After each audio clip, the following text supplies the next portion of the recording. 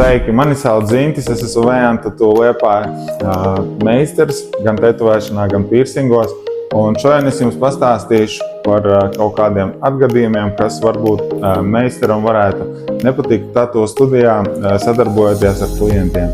Lietas, kas varētu mums meistariem nepatikt sadarbojoties ar klientiem, un tas ir, ka mēs kopīgi vienojamies uz kādu lielu projektu, ka tomēr klients beigās neatnāk uz tiem pēdējiem svarīgākajiem nobeiguma seansiem.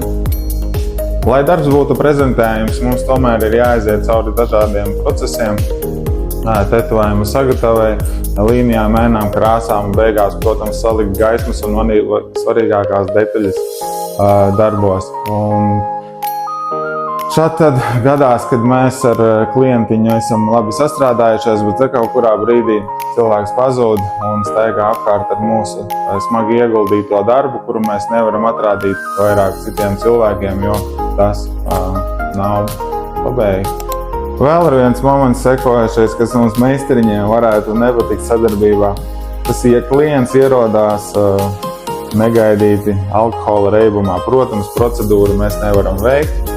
Ja mēs būsim jau labi sagatavojušies, mūsu diena jau ir, kā teiksim,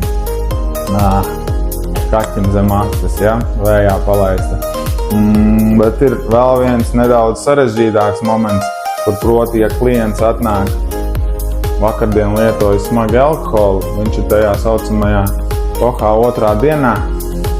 Principā, klients ir atnācis skaidrā, mums ar viņu būtu jāstrādā, ja, tā kā viņš nav dzēris, bet lieta ir kāda. Būs asiņošana, būs slikta dzīšana un klients ķermenis būs piekusis un nevarēs nosēdēt savu garo seansu. Vai tas tāds momentiņš arī ļoti viltīgs. Un, protams, svarīgākais un bailīgākais moments ir, kad cilvēks ir aizpildījis anketu, kur ir uzrādīts, ka nav nekādas slimības un veids veselīgu dzīvesveidu un uzņemās atbildību par anketā aizpildīto.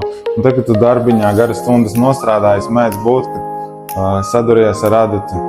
Un vistrakākais ir tajā brīdī, ja tu ieraugi, ka rokas cilvēkam, pieņemsim, jau ir sadurtas. Ja?